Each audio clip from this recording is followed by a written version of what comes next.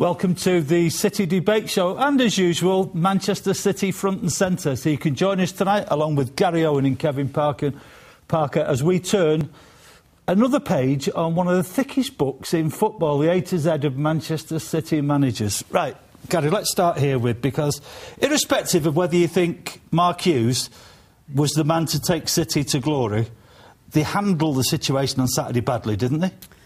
Well, I think the decision was made quite quickly. I think the 8 draws didn't help the position of the team or Mark's situation. I think Mark has already come out in statement and said 70 points was the benchmark that they agreed for the investment that the owners had put into it. And looking at it, those 8 draws put a dent in that 70 points. The defeat at Tottenham and the performance at Tottenham probably sealed his fate. Kevin, I don't know about you, but when I walked into the ground on Saturday, everybody in the press room knew what was happening. The number of fans who came up to me at the radio point and said, "You know he's going today, don't you?" When Mark Hughes said he wasn't aware of that situation, it must have been the only one out of 40-odd thousand who didn't. Yeah, well, I started getting text messages about 2:15, 2:30. I think actually people had heard on either BBC or GMR that, you know, that he was definitely going, and we weren't sure then what was going to happen, whether he was going to lead the team out. And when he brought the team out, you know, a lot of people were surprised, but still of the opinion that he was going to go. And it was a bit surreal, really. You know, it's not... I didn't sit comfortably with it either, to be honest with you. It just didn't... The whole scenario just didn't seem right to me. The thing that struck me, Gary, is that you sort of expect now, at the very highest level of football, certainly at Premier League level, that type of situation will be dealt with in a very polished, very professional manner. But it didn't seem to come across that way at all. And having watched the press conference just a short while ago, Gary Cook looked like a man who was feeling the pressure a bit. Well, I think it probably is, because he was close to Mark, you know, and they discussed everything football as well as financial. And I think the owners felt that Mark Hughes was the man to take City forward. Otherwise, they wouldn't have invested that money and in the players that Mark wanted in 2 transfer windows. And we probably spent in 2 transfer windows as much as some teams would spend in 5. So that's, to me, that was not an owner or owners that didn't have the confidence in Mark Hughes. I think for that investment there was some sort of target that Mark had to produce that the owners would have been happy with that investment, because as much as we think it's a sport, it's business. People don't invest that sort of money and, you know, without getting some sort of return. And unfortunately, you know, the Premiership and football managers don't have the time they did years ago, and Mark is a perfect example. Well, he is a perfect example, but I have to say, Kevin, it was not that long ago Manchester City was saying this is a 10-year project. It's not an instant gratification scenario. We have got 10 years to build this club. This seems to fly in the face of that.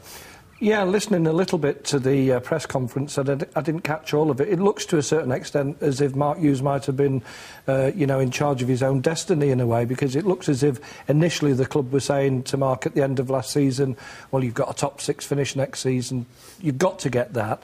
But the club were now saying that, considering the amount of money that they spent during the summer, that they readdress that situation and change that to a 70-point target. So in a way, Mark wanting to bring in the best players, he'd put pressure on himself. And I think, listen, we all know in football that the one thing that's going to happen if you're a football manager, unless you're Alex Ferguson, perhaps Arsene Wenger, you're going to get the sack. And I was surprised it happened, although, on the other hand, I'm not disappointed. But football, Gary, we know the king is dead, long live the king. Are you surprised that the king is Roberto Mancini, though? Well, yes and no. He is available. I mean, his track record, if you look in the background in Italy, I mean, he was a fantastic footballer, there's no two ways about it. And he wants his teams to play the way he played. He was an attacking, stylish footballer. And I think his teams, he is the most successful Inter-manager over the last 30 years. He was in charge for 4 years. He won back-to-back titles, well, more than back-to-back, he went 3 out of the 4 years. Also the Coppa Italia that he won, I think, a couple of times as well. So his time in the 4 years he was at Inter, which comes with a lot of pressures, no two ways about it, as Jose Mourinho is finding out now, is that he did succeed, and because he didn't win the Champions League, he got the sack. But, you know, look at Real Madrid. I can think back a few years ago, they won the league, they won the cup, but because they didn't win the Champions League, the manager was sacked. So at the highest level, it does come with a cost, and you have to fulfil the expectations of the owners. And as Kev's just said now, Sir Alex Ferguson was only a game away, they said, from getting the second Manchester United. Now, for him to have been there for that length of time, he's been probably the most successful manager ever, and that's why he's still at Manchester United. That said, Kevin, if the name in the frame from the off had been Mancini, then it would have been much easier transition. But on Friday, we were told that Gary Cook had conversations with Hiddink's agent. Names in the frame.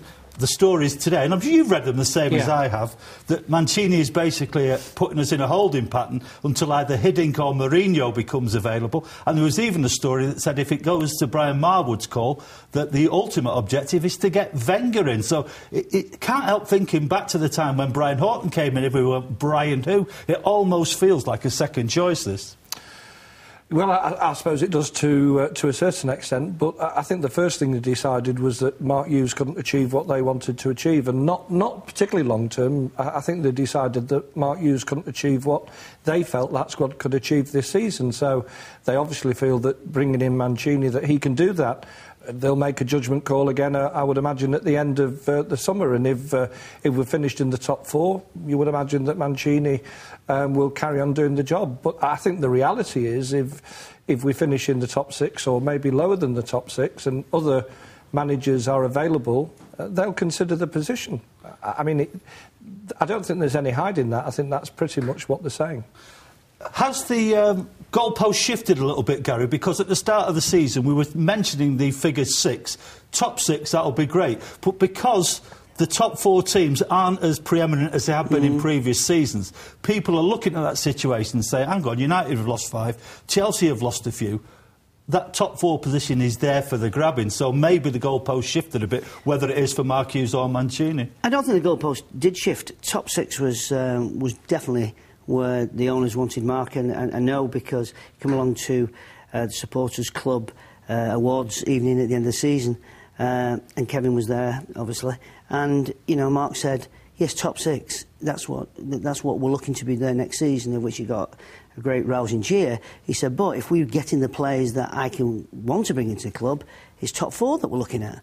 So for top 4, that 70 points mark has come from somewhere. I don't know from who, from Mark or the target that they had between them, that if they could bring in the players. And I think Mark brought in the players he wanted to bring in. And, they look at 29 points. It's the draws. Take the Tottenham game out of the equation for the time being, because, we can play Tottenham at home and beat them, so we took equal points out. We'll both be vying for the same position, as will Aston Villa, to get into that 4th spot and nudge somebody else out. But, once those players came in, the goalpost did change, because we were talking about a different position then, and quite feasibly could get into the top 4.